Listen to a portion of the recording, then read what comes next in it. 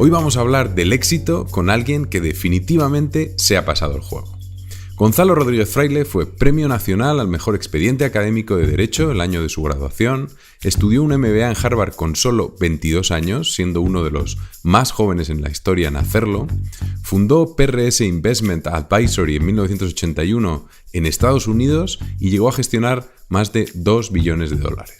Después fundó AIG Banca Privada y a los 40 cambió su propósito para dedicarse a investigar durante 10 años sobre física cuántica y espiritualidad, tanto oriental como occidental. Después escribió un nuevo paradigma de la realidad donde recopila y sobre todo resume los grandes aprendizajes de su investigación.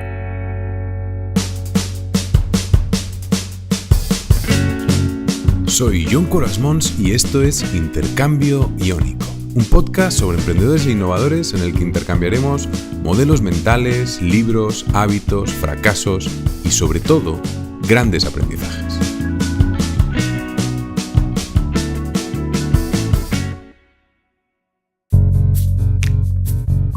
Llevo un tiempo investigando sobre el éxito y lo he dividido en 3 etapas que iremos descubriendo durante la entrevista. La primera es la de la realización, la de conseguir tus objetivos y que los demás lo valoren. La segunda tiene más que ver con el servicio a los demás, cuando te das cuenta de que tu propósito tiene que tener a los demás en el centro. Y la tercera es la etapa espiritual, cuando dejas de lado la necesidad de controlar el resultado y dejas que las cosas pasen, ya no las buscas. Gonzalo aprendió mucho de sus padres, del trabajo duro, el esfuerzo y el tener foco.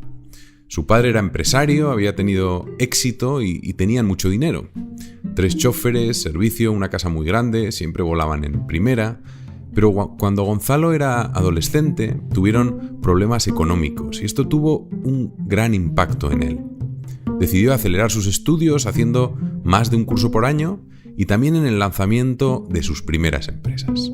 Tuve la gran fortuna de tener unos padres estupendos, ¿no? Y la verdad es que aprendí muchas cosas, ¿no?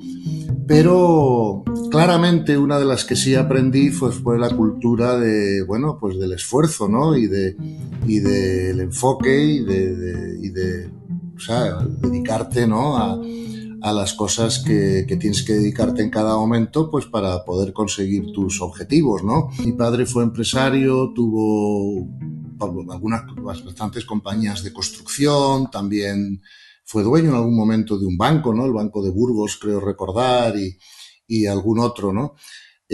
Había cierta diferencia de edad, ¿no? Porque mis padres tuvieron a sus hijos un poco ya más mayores en la vida, ¿no? Y por eso, pues en toda la época empresarial de mi padre, ¿no? Pues yo era un niño demasiado pequeño, ¿no? Para realmente saber lo que estaba pasando, ¿no? Es verdad que al final de su carrera empresarial, pues tuvo algunas dificultades económicas y eso, pues de alguna manera me pilló cuando yo ya estaba, pues cumpliendo los 18 años aproximadamente, ¿no?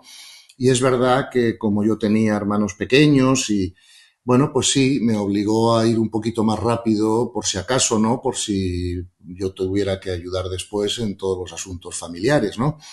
Y sí que en aquel entonces pues me produjo pues una sensación de prisa y una cierta angustia y ansiedad, ¿verdad? Porque bueno, pues todos esos premios de estudios, ¿no? En la universidad, el extraordinario, el nacional, todo eso, en el fondo fue porque en la época en que yo estudié, pues no había carreras universitarias dedicadas al mundo empresarial, ¿no? Las carreras de business o eso, ¿no? Entonces, yo lo que tenía claro es que yo quería ser empresario luego y bueno, la carrera universitaria para mí fue como un, no sé, un trampolín para que luego pudiera ser admitido en una de las escuelas de negocios top del mundo, ¿no? Y todo el esfuerzo en la carrera que hice fue pues para obtener todas esas calificaciones que luego me permitieran pues ser considerado, ¿no? Como candidato en alguna de estas escuelas. De hecho, fui admitido en Harvard y en Stanford. Y sí es verdad que durante esos años iniciales de mi vida, yo diría entre los 18 y los 24 y tal, pues tenía mucha prisa, ¿no? En acabar todo, ¿no? En tener el currículum que me permitiera luego pues en el fondo pues ganarme la vida y poder ayudar familiarmente si fuera necesario, ¿no? y sí que fue una época de mucho estrés en ese sentido, ¿no? También recuerdo que en el colegio, ¿no? Pues en quinto de bachillerato yo ya me estaba aburriendo del colegio, ¿no? Porque era un colegio solo de chicos y no sé qué, yo quería la universidad, ¿no? Porque también había chicas y, ¿sabes?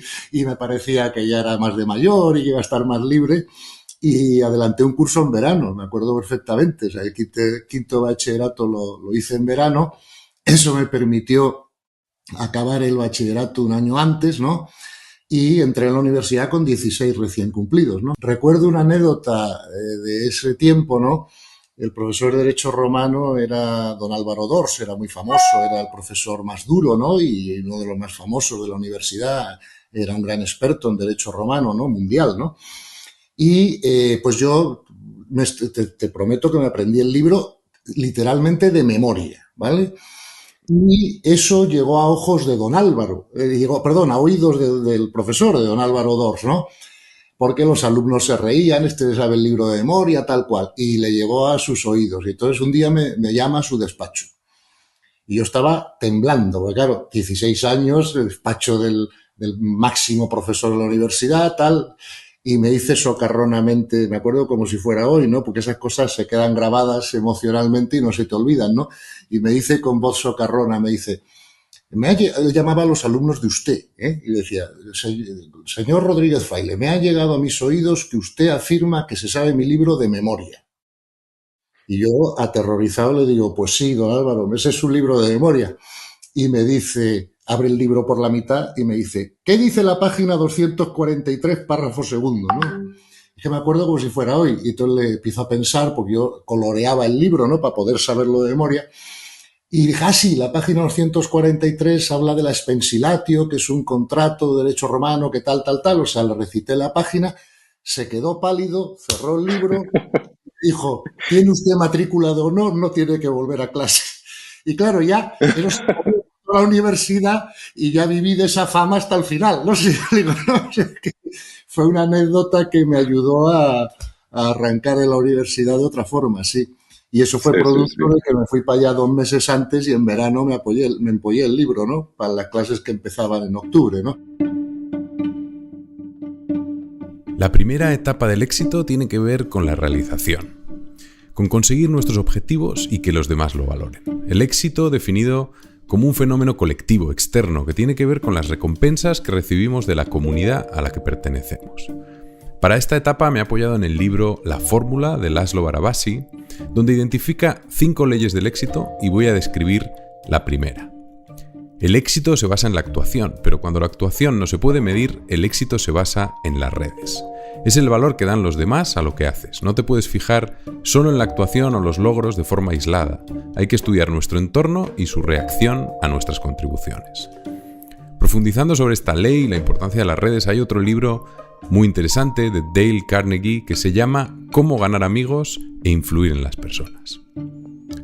Gonzalo claramente superó esta etapa muy pronto y hablando de logros y de tener una red que te permita multiplicar tu actuación, vamos a escuchar la historia de Gonzalo con la Madre Teresa de Calcuta y cómo se le ocurrió preguntarle cuánto dinero había ganado en su vida.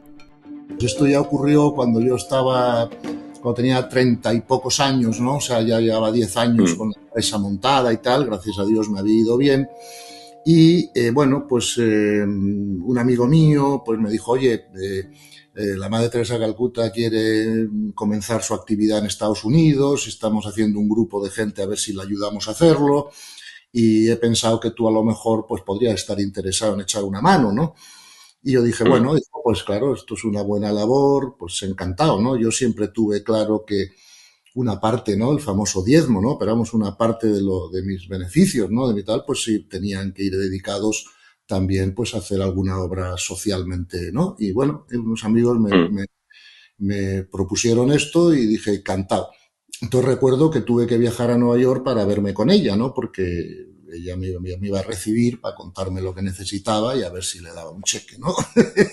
y entonces la conversación con ella duró aproximadamente 1 hora y fue impresionante, ¿no? Efectivamente, una de las preguntas que le hice al final, porque le dije, bueno, como era un empresario muy lanzado entonces, ¿no? Y a lo mejor no muy respetuoso todavía, ¿no? Pero pero dije, pues puedo, ya le había dado el cheque, ya habíamos quedado lo que fuera, ¿no? Y dije, oye, ¿te puedo hacer algunas preguntas? Y me dijo, sí, sí, claro, tira para adelante, ¿no? Una pregunta que le hice es esa, ¿no? ¿Cuánto dinero le habían donado, ¿no? A lo largo de la historia, ¿no? Y me dijo que muchos millones, pero que ella no se lo gastaba en peluquería, ¿no? Entonces, fue muy gracioso, ¿no? Luego también le hice otras dos preguntas, ¿no? Bueno, le hice alguna otra pregunta más, ¿no? Y le pregunté también que si ella nunca había tenido la inclinación o la tentación o el deseo, ¿no? Pues de ser una mujer normal, fundar una familia, ¿no? ¿Sabes? Y me Mm. contestó, la contestación que me dio, en aquel entonces no la comprendí en toda su profundidad, pero se me acuerdo que me dejó un poco pasmado, ¿no? Porque me dijo que no, que nunca había tenido esa inclinación, que ella desde niña, ¿no? Desde niña sabía que no podía limitar su amor a tan poca gente. Esa fue su respuesta, no se me olvidará, ¿no?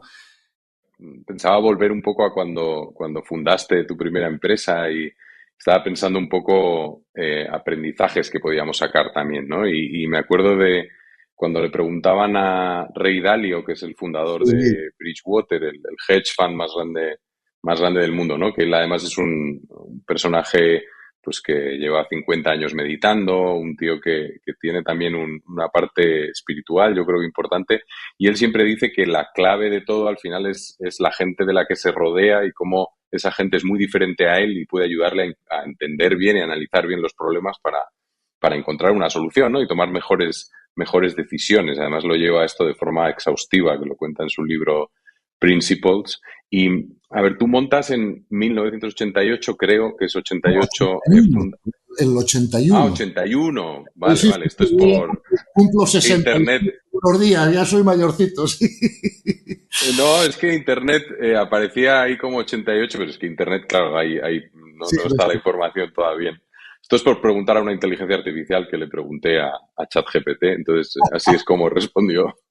Así que, bueno, 1981 fundas PRS, que es sí, una firma de asesoramiento financiero en Estados Unidos, una especie de banca privada, sí, multifamily office, y sí. donde hicisteis además muchas innovaciones. Y era porque nos contaras cómo lo fundaste y cuáles eran para ti los principios clave, ¿no? Que cuando lo pusiste en marcha, ¿qué es lo que tenías en ese momento Sí, como principios? bueno, yo, claro, cuando yo terminé Harvard en el año 81, en aquel entonces solo había un español por año, ¿no?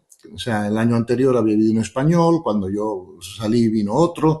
Entonces, no había, era un programa distinto, ¿no? Ellos presumían en aquel entonces, ¿no? De que era el programa más educativo más intenso del mundo. Es verdad que en mi clase, por ejemplo, se suicidaron dos personas, ¿no? De no poder Ujú. aguantar la presión, porque claro, de alguna manera llegaban los mejores, ¿no? De cada país en su... Y claro, como tenían además la curva de Gauss famosa, ¿no? Pues claro, la gente no podía tolerar que le fueran a suspender o que... ¿Me explico? Y ahí estabas compitiendo con gente muy capaz.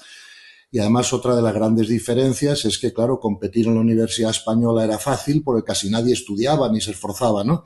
Pero allí se mataban todos, porque claro, una vez que habían Ya. sido admitidos y tal, claro, o sea, y yo llegué, yo era, o sea, todos mis compañeros tenían 7 años más que yo, tenían, digamos, experiencia empresarial práctica, ¿no? Habían trabajado en auditorías, por ejemplo, en Ernst Young o en Pitt Marwick o lo que sea. Mm. Claro, y yo llegué allí, pues, sin haber visto un computador en mi vida, por ejemplo, ¿no? Porque en España en el año 79-80 no había ordenadores, o sea, llegué y claro, al principio lo pasé mal porque dije, oye, ¿y cómo vuelvo yo a España fracasando aquí, no? Si he sido premio extraordinario, premio nacional, no sé qué, premio del colegio, o sea, no puedo, o sea, lo pasé mal al principio en ese sentido porque la competencia era atroz, ¿no? Y bueno, lo que hice fue, cuando terminé, gracias a Dios, terminé, me dieron el título, el segundo año bien, con honores, o sea que ya fui aprendiendo y tal, ningún problema, ¿no? Y dije, bueno, en vez de aceptar una de las muchísimas ofertas de trabajo, ¿no? Que tenía en España, sobre todo los bancos españoles y todo eso, ¿no? Dije, bueno, mira, tengo 24 años, si me meto ya en esa carrera, pues el costo de oportunidad va a ser alto para montar mi propia empresa. Yo por mi carácter prefería ser empresario que alto ejecutivo, ¿no? Y, y dije, lo voy a intentar. Y me acuerdo que no tenía un duro y tenía dos hijos, pero dije, lo voy a intentar porque es que si no lo intento ahora, no lo intentaré después. Si por lo que sea fracaso o no me va bien, pues siempre tengo tiempo de volver no sé, la carrera ejecutiva, ¿no? Y ir por otro camino.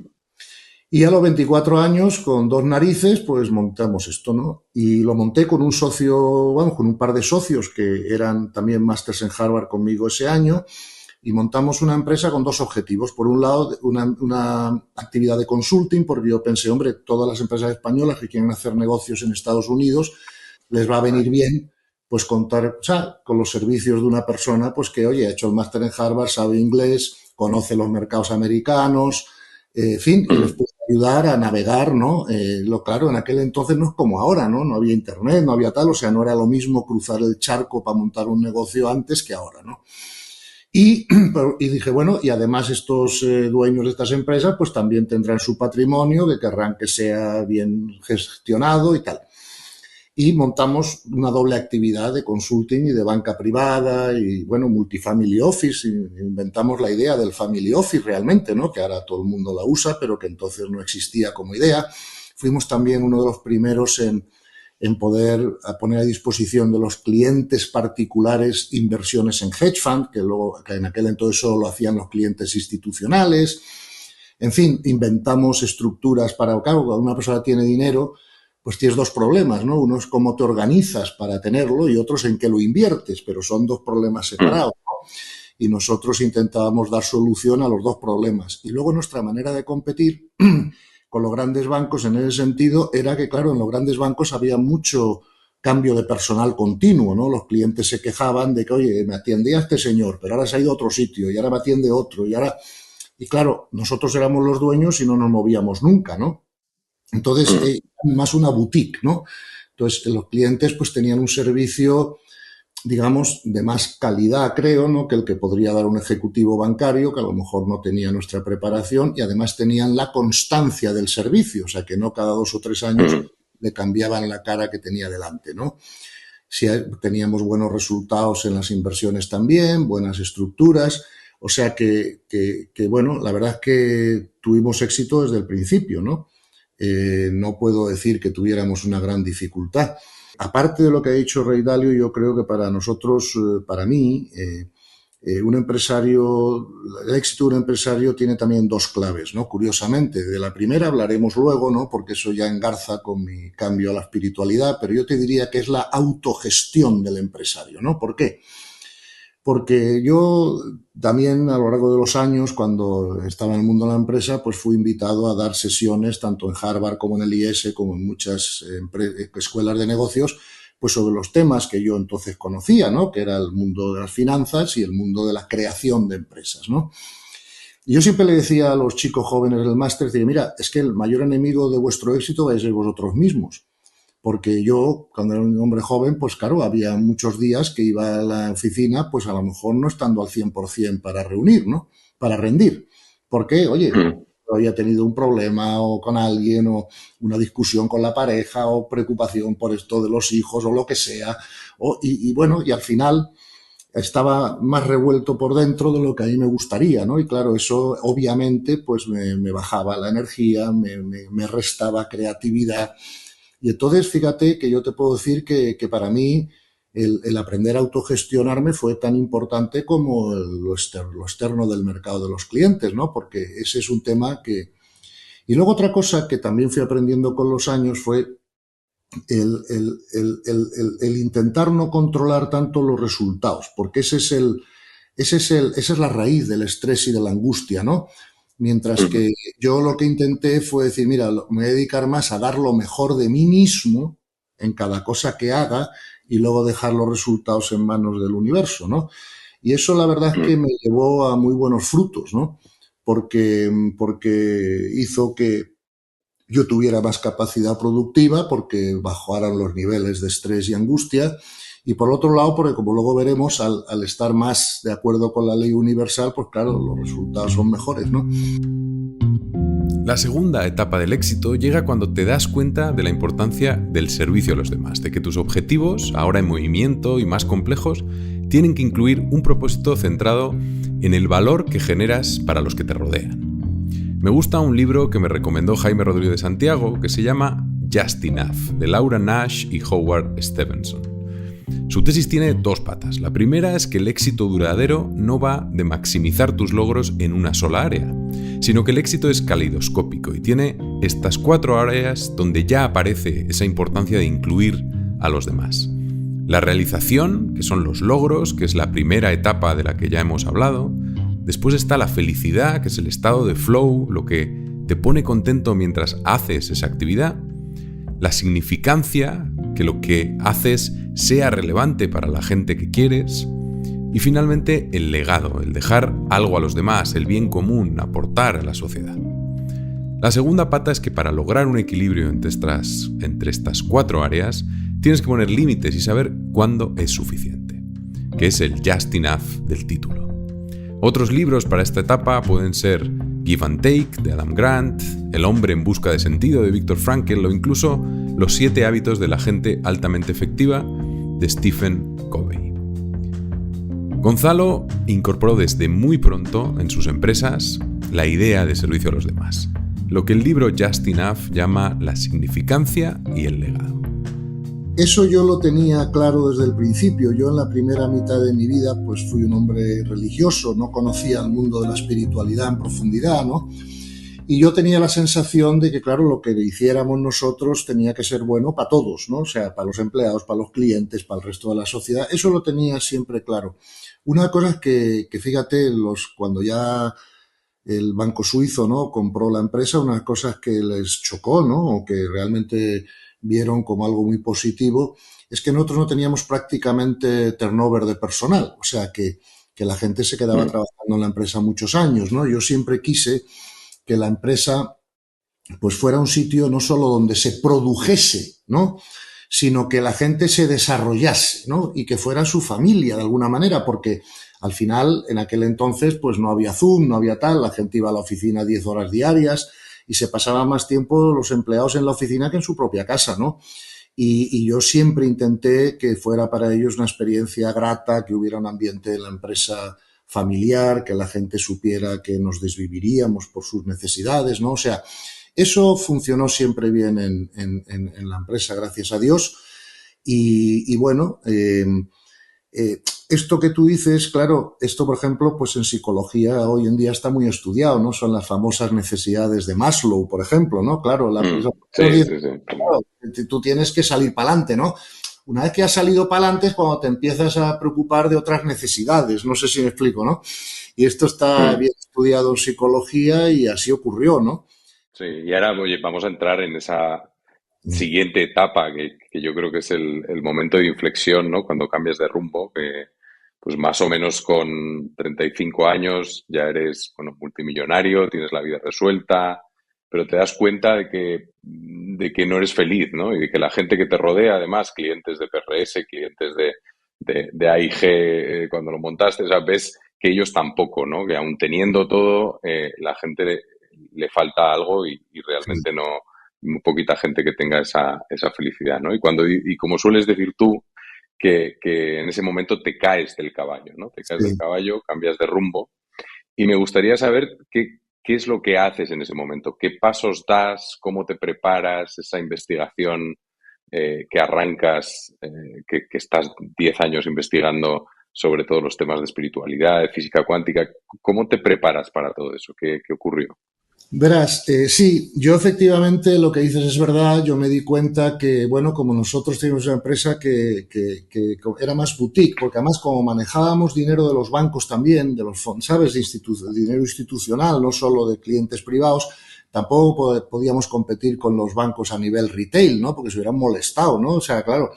Entonces, en la banca privada decidimos dedicarnos solo a lo que se llama ahora el ultra high net worth, ¿no? O sea, la gente de un gran patrimonio, que no son tantos, pero sí es mucho volumen, ¿no? Y entonces yo observé que yo miraba a mi alrededor y digo, oye, pero vamos a ver, si he hecho todo lo que la sociedad, la cultura, mis padres me han dicho que tengo que hacer para ser feliz, ¿sabes? Tengo unos hijos estupendos, tengo éxito profesional, gracias a Dios, recursos suficientes para vivir el resto de mi vida. O sea, no había unas grandes preocupaciones fiscales, vitales, ¿no? Y entonces digo, ¿pero por qué tengo todavía momentos de estrés, de angustia, de preocupación, a veces problemas con algunas relaciones, no muchos, pero algunos. Es decir, ¿qué está pasando aquí, no? O sea, ¿qué pasa, no? ¿Por qué nadie es feliz? O sea, pues realmente, ¿no? O sea, porque incluso teniendo éxito, ¿por qué la gente sigue teniendo problemas, ¿no? De relaciones personales, de estrés, de angustia, de salud, o sea, algo pasa, ¿no? Y dije, bueno, la cultura existente, o la religión, por supuesto, tampoco, daban las respuestas que yo estaba buscando, ¿no? Un camino por donde pensar, ¿no? Que te llevara, pues, en otra dirección.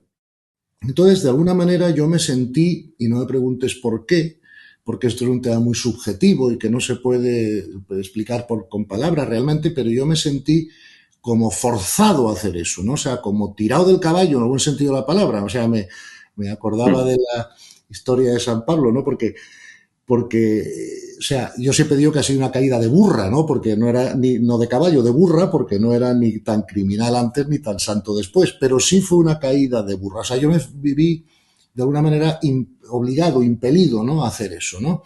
Y entonces pensé y dije, bueno, vamos a ver, si no puedo comer 8 veces al día y no puedo, ¿para qué quiero tener 14 casas por el mundo si no voy a poder ni visitarlas? O sea, ya tengo suficientes, o sea, no sé, como que algo en mí cambió y ya no podía interesarme, ¿no? Por eso, ¿no? Por llevar una empresa, por tal, porque me llegó a parecer como jugar a los indios, ¿no? Bueno, ya jugaba a los indios cuando era pequeño, ¿no? O sea, de alguna manera había otra cosa más importante, ¿no? En el universo que tenía que ocuparme, ¿no? Y fue una sensación interna muy clara de eso, ¿no? Y bueno, pues entonces empecé a dar los pasos para poder hacerlo. Claro, decidí vender todas mis empresas, lo que pasa es que yo ya sabía que para venderlas me iba a tener que dar 5 años más o lo que sea, porque nadie compraba mi empresa si no había una continuidad, ¿no? Con los clientes y con todo. Y entonces dije, bueno, pues cuanto antes empiece el proceso mejor, porque es un proceso que me va a llevar 7 años hasta poder desconectarme, ¿no? Y decidí vender mis empresas, lo hablé con mi socio, lo estuvo de acuerdo, y vendí todas mis empresas. No vendí a IG Banca Privada en España, entre otras cosas porque era una empresa que yo la había cofundado, ¿no? Con mi hermano, que es más joven que yo. Mi hijo mayor ahora es el consejero delegado. Y bueno, pues era algo donde ellos estaban desarrollando y yo no tenía necesidad de venderla y no la vendí. Pero todas las demás que dependían más de mí directamente en cuanto a la gestión, las vendí.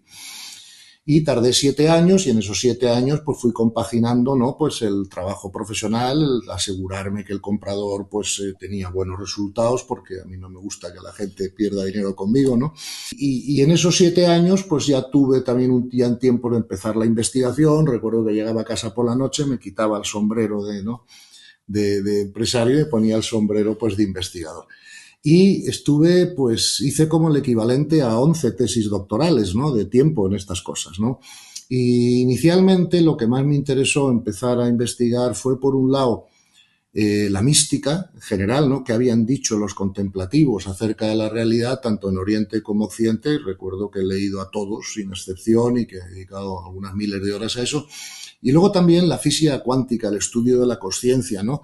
Porque como sabes, la ciencia moderna está cambiando, ¿no? La visión que tenemos sobre la realidad.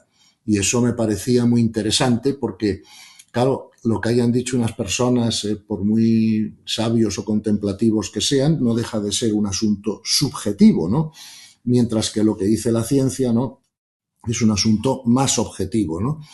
Y creo que esa mezcla, ¿no? De la comprensión de la filosofía perenne, por ejemplo, ¿no? Y de lo que estaba diciendo la ciencia moderna, pues para mí fue fundamental para cambiarme la perspectiva. Y ya sabes que cuando se cambia la perspectiva, o sea, el punto de vista desde el que se ven las cosas, pues cambia también tu percepción después. Y tu percepción determina tu experiencia, ¿no? Entonces yo vi que esas comprensiones que yo estaba haciendo en mi mente, pues me cambiaban el punto de observación sobre la realidad. Y al cambiar el punto de observación, yo sentía una mejora en mi interior tremenda, ¿no?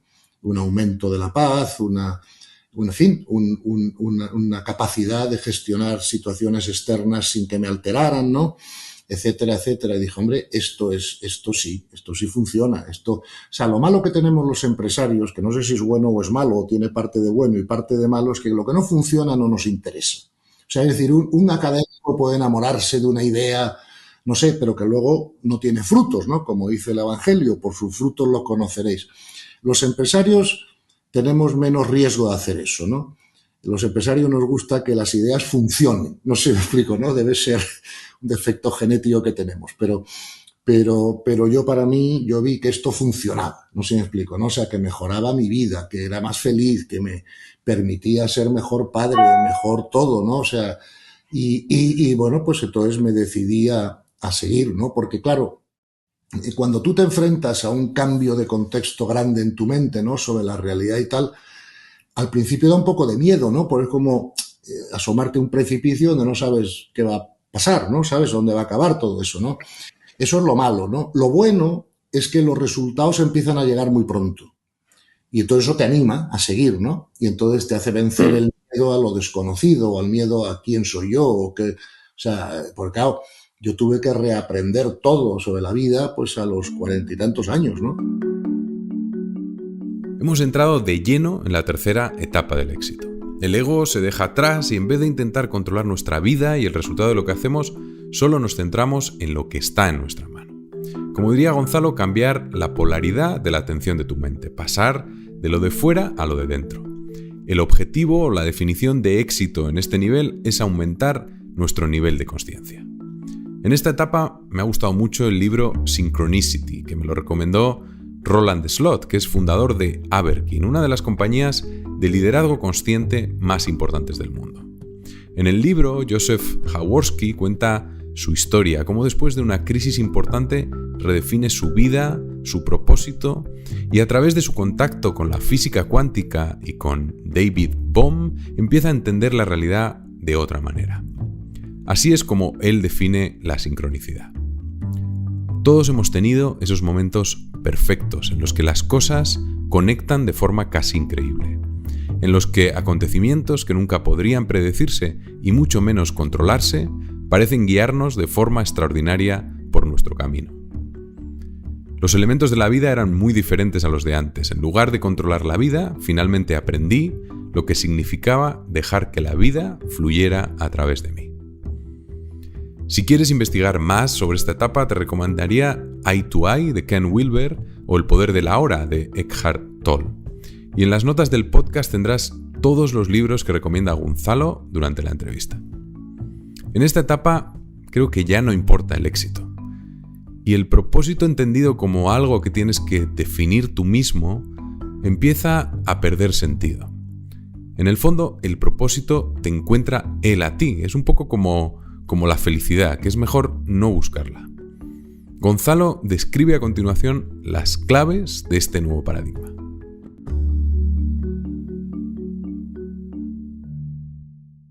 La primera clave que comprendí es que el ser humano es un ser multidimensional. Igual que la física moderna está diciendo que el universo es multidimensional, ¿verdad? Pero el ser humano también es multidimensional. Entonces, esto, claro, para tu autoconocimiento es importantísimo comprenderlo, porque no te puedes autogestionar bien si no te conoces bien. Cualquier cosa que te quieras gestionar bien, tienes que conocerla, comprenderla, ¿no? Si no, o sea, ¿sabes? Por lo tanto, eso fue para mí muy importante, darme cuenta de que somos multidimensionales. Eso lo que significa claramente es que tenemos 4 cuerpos, no uno, ¿no? Tenemos el cuerpo físico, que puedes tocar, tenemos el cuerpo que llaman vital o emocional, que es donde experimentamos las emociones. Esos 2 cuerpos los compartimos con los animales avanzados, por ejemplo, mi perro, ¿no? Pero luego tenemos un cuerpo mental, racional, ¿no? Que no tienen ya los animales, por eso ellos no pueden jugar al ajedrez y nosotros sí. Y este cuerpo mental es el que produce como subproducto los sentimientos. ¿Ves? Los sentimientos no son igual que las emociones, aunque la gente no sepa esto en general o los hable de ellos indistintamente, pero no.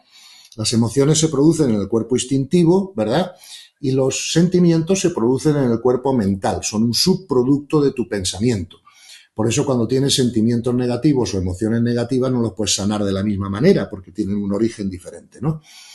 Y luego tenemos un cuerpo, otro 4 cuerpo, que lo llaman el cuerpo sutil o el cuerpo espiritual. Tradicionalmente se ha llamado alma, pero a mí me da igual que lo llames como quieras porque es el cuerpo espiritual y no va a cambiar por el nombre que le pongas o que le pongamos, ¿no? Entonces, me di cuenta rápido que si tenemos esos 4 cuerpos, claro, el cuerpo espiritual vibra más rápido que el mental, que a su vez vibra más rápido que el emocional, que a su vez vibra más rápido que el físico. El físico es el de más lenta vibración, por eso lo podemos tocar. Ya sabes la famosa frase de Einstein que dice, no existe la materia, punto. Mal llamamos materia a la energía de lenta vibración que puede ser percibida por los sentidos, ¿no? Fíjate qué frase más buena. Entonces, me di cuenta que toda la energía, y la energía solo la mides por los ciclos por segundo, o sea, hercios, no como la materia, que la mides por el volumen, por el peso, por la densidad, de muchas maneras, ¿no? Y hay un principio de la física que dice, cuanto más rápido vibra la energía, más información puede contener, ¿ves? Entonces yo en este cenicero no puedo meter 2 litros de agua porque se rebosaría. Si quiero meter 2 litros de agua, tengo que hacer más grande el recipiente. Entonces comprendí rápidamente que en el ser humano la única manera de subir nuestra vibración es a través de la paz interior. Y la única manera de aumentar la paz interior es a través de la comprensión espiritual. Entonces, ahí es cuando comprendí realmente lo que me quiso decir Teresa de Calcuta, que te dije antes, ¿no? En la entrevista que tuve con ella. Que ella se veía a sí misma como un alma, no como un ego, porque el ego es el conjunto de los 3 cuerpos inferiores, mente, cuerpo emocional, cuerpo físico. Todo el mundo que yo conocía o trataba con ellos vivían la vida desde el ego. ¿Me explico? Y lo que la gente intentaba era perfeccionar el ego, ¿vale? Ser más virtuoso, ser mejor persona, todo eso. Pero el problema del ego es que no basta con perfeccionarlo, hay que trascenderlo. Esa es la enseñanza central tanto del cristianismo como del budismo. Y entonces cuando yo comprendí eso, dije, claro, trascender el ego significa aprender a vivir desde mi centro operativo más alto. ¿Y cuál es el centro operativo más alto? El alma. Eso es lo que hacía Teresa de Calcuta. No sé si me explico. Y eso es lo que hacía Gandhi, Sí, lo sí, que sí. hacía Buda y lo que hacían pues, los grandes maestros espirituales. Entonces empecé a ver todo desde el punto de vista del alma, no del ego.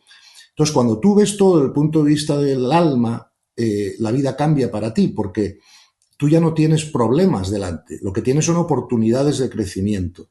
Porque, curiosamente, todos los maestros espirituales de todas las tradiciones espirituales del mundo siempre han dicho que la Tierra, los mundos físicos, son escuelas de almas, ¿vale?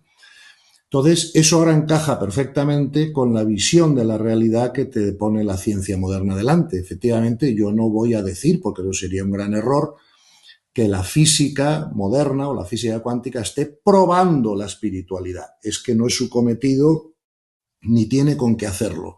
Pero sí es verdad que la física moderna y la física cuántica en concreto, lo que sí está haciendo es crear un contexto mental de cómo mirar, de cómo ver la realidad que sí te lleva a comprender más fácil la espiritualidad, ¿no? Porque con la física clásica era imposible comprender la espiritualidad, estaban como a bruces, porque la física clásica veía la realidad como una serie de objetos separados en el espacio y con poca conexión entre ellos, ¿no? Y además era determinista, ¿verdad? Mientras que la física cuántica es probabilística, comprende la multidimensionalidad, comprende una serie hay una visión sobre la realidad que te lleva más fácil, ¿no?, a una visión espiritual de la vida. No digo que la pruebe, pero sí digo que te crea un contexto mental que puedes comprender la espiritualidad mejor, ¿no? A mí me ayuda mucho a la hora de comprender eso, por ejemplo, el entender digamos, la característica holónica o holística de que cada una de esas capas contiene las de abajo, ¿no? Que al final cada una más elevada contiene las demás, ¿no? Y luego otro tema también interesante es las herramientas que necesitas para poder entenderla, ¿no? Porque para la parte racional, pues tenemos las matemáticas, tenemos la lingüística, tenemos el lenguaje, tenemos... y para digamos, la física es una parte que necesitas los sentidos para probar las cosas que dice la física, pero luego ya cuando te pones en el último nivel, en el espiritual, puede ayudarte la física cuántica, pero al final probablemente necesitas otras herramientas que tienes también que explorar, ¿no? Y probablemente la exploras desde la contemplación, desde la meditación, desde una experiencia compartida, pero ya no son las mismas herramientas, ¿no? Entonces, eso a mí me ayuda un poco a comprenderlo. Y luego otra cosa que a mí me ayuda es también esto que dice tanto Ken Wilber, que habla mucho de esto y hay libros maravillosos, de lo que llama el pre-trans fallacy, que es un poco el que a veces entendemos niveles previos a lo racional y los confundimos con niveles que vienen después de lo racional, ¿no? Porque al final ninguno de los dos son racionales, entonces acabas entendiendo niveles que tienen más que ver con lo mágico, con lo mítico, con lo arcaico, con tal. Creemos que esos son espirituales, pero no lo son, porque al final son los que están antes de lo racional, ¿no? Entonces eso nos hace confundir mucho y ver esta definición de la espiritualidad como algo, como si fuera que estamos como en algo arcaico, en algo, y no, es un siguiente nivel que tenemos que entender de otra manera y ver que es algo que viene después, ¿no? Y eso a mí me ayuda mucho a entenderlo, y además es que veo esa falacia de Ken Wilber, la veo en muchas cosas y mucha gente que no lo ve bien, ¿no? Sí. Lo que dices es importantísimo. Efectivamente, Ken Wilber y otros pensadores, ¿no?, llaman a eso la falacia pre-trans, ¿verdad? Claro, porque, fíjate, los dos momentos donde hay felicidad, ¿verdad?, son en la inocencia, es decir, ausencia de información, o en la sabiduría, pero nunca en los distintos niveles de ignorancia, ¿no? Entonces, algunos filósofos románticos, como tú dices, habían equiparado la sabiduría con la inocencia en el sentido de que los dos eran espirituales. Sí. Pero no, claro, un bebé cuando nace es inocente, no tiene información. Claro, ahí mientras haya comido y dormido es feliz, me explico, pero claro, luego te empieza a desarrollar la personalidad y ya hasta que no llegue una vez hasta la sabiduría no va a volver a ser feliz del todo, ¿no? Entonces, esto es así. Mira, esto para los empresarios, por ejemplo, es muy importante comprenderlo. ¿Por qué? Porque los seres humanos tenemos tres maneras de recibir inputs, ¿no? Una es el instinto, ¿verdad? El instinto tiene relación con la primera capa del cerebro, que es el cerebro reptiliano. Y el instinto, como tú bien dices, aparece directamente. ¡Pum! ¿Sabes? No es un proceso secuencial de razonamiento como cuando razonas. Pero luego la intuición, que es transmental, no premental como el instinto, ¿verdad? La intuición también te llega directamente, ¿no? Como el instinto. ¿Qué me pasaba a mí? Se confunde. Claro. ¿Qué me pasaba a mí cuando era empresario? Como la educación me había enseñado a que yo tenía que pasar mi instinto por la razón, pues claro, si no tendría 1000 novias o pesaría 500 kilos y me comería todo lo que me ponen delante, como hace mi perro, ¿no? Claro, pues tienes que pasar el instinto por la razón, pues para operar en la vida un poco, ¿no? Con un poquito de sentido común y de autocontrol, ¿no? Pero claro, cuando te viene una intuición, tu primera tentación es pasarla por la razón también para validarla, porque estás acostumbrado a hacer eso con el instinto. Pero claro, si tú una intuición la pasas por la razón para validarla, te la cargas. Claro, entonces, aquí la clave es cómo saber distinguir entre el instinto y la intuición. Porque, insisto, distinguir el instinto de la razón es fácil, porque tú sabes que haces procesos secuenciales y además te cansas. Porque, claro, cuando yo estudiaba, cada 3 horas, 2 horas, tal, tienes que levantarte un poco, refrescar la mente. No sé si me explico, ¿no? Pero sí. La intuición es una aprehensión con H directa de la información sin pasar por el proceso secuencial, lo famoso que se te ocurre en la ducha. No sé cómo explicarte, ¿no? Bien. Entonces, a mí me llevó muchos años ese problema, ¿no? Hasta que un maestro espiritual me dio la solución. Me dijo, mira, solo hay una manera de distinguir la intuición del instinto cuando llega. Y es que la intuición cuando llega viene acompañada de un estado interno, ¿verdad?, inequívoco de certeza y de paz. Si no es así, es un instinto. Porque claro, el instinto no te da mucha paz, ¿no? A veces, ¿no? Y tampoco mucha certeza. Sí. Pero la intuición sí. Entonces, efectivamente, esa comprensión, por ejemplo, ¿no?, y lo que has dicho de la naturaleza holónica de la realidad también es muy importante en la comprensión espiritual, ¿no? Porque sabes que el término holón fue algo que inventó Arthur Koestler hace mucho tiempo, Wilber lo desarrolla muy bien, ¿no?, en sus libros, y un holón es una totalidad aparte. Entonces, claro, todo lo que existe en el universo es una totalidad aparte. Yo soy una totalidad aparte. Yo, por una parte, soy yo, pero por otra parte soy miembro de una familia, de un país, de una civilización, ¿sabes? Parte de, ¿no? Bien. Entonces, los holones tienen una tendencia natural, ¿verdad?, a una mayor profundidad, ¿no?, a un desarrollo, ¿verdad?, jerárquico hacia arriba, ¿no? Y como tú muy bien has dicho, es muy importante comprender que tú y yo, por ejemplo, como seres humanos, tenemos todo lo que tiene un perro, tenemos cuerpo físico, tenemos cuerpo instintivo, tenemos cuerpo emocional, pero además le añadimos algo más que no tiene el perro, de más complejidad, que es el cuerpo mental, ¿verdad?, que es el cuerpo sentimental, ¿no? Entonces, el holón de mayor profundidad incluye y trasciende, o sea, incluye y trasciende los holones inferiores, ¿no? Por eso la evolución es siempre hacia arriba, ¿no?, hacia más complejidad, hacia más participación del campo de la consciencia, ¿no? Pues claro, tú como ser humano participas más de las posibilidades de la consciencia que un perro, porque un perro no puede razonar y tú sí, y un perro no puede intuir y tú sí. ¿Me explico? Entonces, eso siempre es así, y cuando sigamos evolucionando habrá seres por ahí más evolucionados que incluirán todo eso y añadirán algo más que nosotros no tenemos, ¿no? La otra comprensión brutal, ¿no?, que me cambió la vida fue darme cuenta de que en el universo existe lo que se llama la causación descendente, pero no ascendente.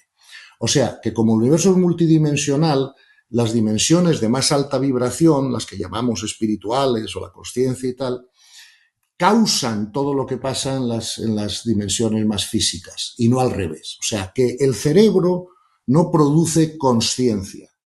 El cerebro capta consciencia, pero no la produce. Es como si fuera un transistor de radio. O sea, el transistor de radio no produce los programas de radio, sino que el transistor de radio capta programas de radio, ¿no? Y si le cambio la frecuencia con la ruedecita, capto otros programas, pero en ningún caso los produce el transistor, ¿no? Entonces, esto de la causación descendente, claro, es una comprensión brutal, porque al final tú comprendes que, como dice la física cuántica, la consciencia crea la realidad. Voy a usar un término técnico, ¿no?, pero es colapsando la función de onda del electrón, porque el electrón no es una bolita de materia, sino una onda de probabilidad, y el experimento de la doble ranura comprobó que para que una onda de probabilidad se convierta en una bolita de materia, alguien lo tiene que observar, ¿no? Entonces se dieron cuenta de que la consciencia juega un papel crucial en la creación de la realidad. Entonces, para mí, siempre me pregunta la gente, Gonzalo, ¿tú cuál crees que es el camino más rápido para crecer espiritualmente? Y porque claro, la gente que quiere crecer espiritualmente siempre se mete de lleno en la práctica espiritual, ¿no? Y entonces pues empiezan a meditar o a contemplar o a decir mantras, o si son cristianos, a los sacramentos. Y todo eso está muy bien, o sea, yo eso no lo desaconsejo a nadie, pero les digo que lo que están haciendo es ir en bicicleta a Barcelona, pero que a Barcelona se puede ir en avión. No hace falta ir en bicicleta, y que yendo en avión llegas más rápido. Me dice, sí, entonces ¿qué hago? Digo, acepta la realidad. Porque si tú aceptas la realidad, tú trasciendes el ego. Porque el ego tiene preferencias y tiene necesidades. La primera es la seguridad física, emocional, económica. La segunda es el control de lo externo, que todo esté como a mí me gusta. La tercera necesidad del ego es a que todos tenemos de ser queridos, respetados, admirados por los demás. Y esas tres necesidades del ego destruyen nuestra vida, nos la complican, ¿verdad? Entonces, fíjate que la enseñanza central tanto del budismo como del cristianismo es esa. Antes de que Gonzalo nos cuente cuál es el libro que más ha regalado, solo recordarte que ya puedes ver las entrevistas en vídeo en YouTube y que si te suscribes a la newsletter de intercambio-iónico.com recibirás, además de las entrevistas, una selección de los libros y podcasts que he escuchado y leído durante el último mes. Entra en intercambio-iónico.com y suscríbete. El libro que más he regalado es el mío, porque Eso seguro, pero... Los míos, claro, porque yo no me gano la vida de escritor, no me importa una mierda, con perdón, vender libros o no vender libros, yo quiero es ayudar a la gente a que comprenda ciertas cosas, ¿no? Entonces mi libro está colgado gratis por todos lados, los PDFs, o sea, o sea, ese es el que más. Pero tu pregunta es buena. Yo te diría que el libro que yo más he regalado, es más, intenté conseguirlo en español para regalárselo a todos mis amigos, no había manera de conseguirlo en español, estaba agotado, Y yo mismo fui a la imprenta y me encargué, pidiendo permiso, de imprimir 1000 libros, y regalé los 1000 libros, ¿no? Es un libro de David Hawkins que en inglés se llama Power versus Force y en español se llama El poder contra la fuerza. En su momento me impactó mucho porque él explica maravillosamente toda esta nueva idea de los niveles de consciencia y lo que significa y cómo se miden y cómo se vive en cada nivel y tal. Y para mí eso fue una comprensión brutal porque me permitió trabajar bien, o sea, hacia dónde voy, ¿no? ¿Qué es lo que intento conseguir? Claro, todos nosotros tenemos un nivel de conciencia, el que tenemos. Claro, y yo cuando salgo de viaje en coche prefiero llevar un mapa que no llevarlo, porque si no llevo el mapa, lo mismo me equivoco de carretera, tengo que volver, pierdo tiempo, mientras un mapa me hace el viaje más eficiente, ¿no? Pues tener claro el mapa de los niveles de conciencia fue algo que a mí me impresionó. Oye, y si tuvieras acceso al mejor experto o profesor de algo, al número 1 mundial que te pudiese enseñar algo, ¿qué sería? Sí. ¿Te gustaría aprender? Bueno, vamos a ver, si tuviera ese acceso, yo lo que me gustaría es poder hablar con el ser humano que más alto nivel de conciencia tuviera en la Tierra hoy. Y entonces lo que no me importa su erudición intelectual, no, o sea, eso no me admira tanto, ¿no? Lo que me admira son las personas que han llegado al final, ¿no?, del nivel de conciencia.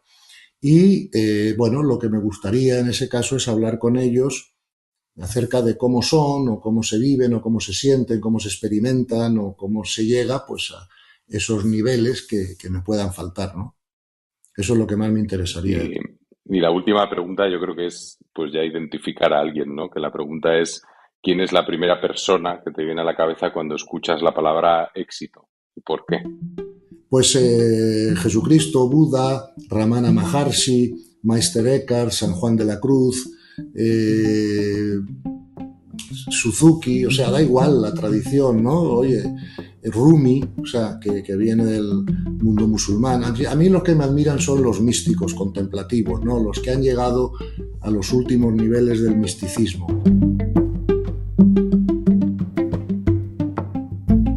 Gracias, Gonzalo, y gracias a ti por escuchar la entrevista.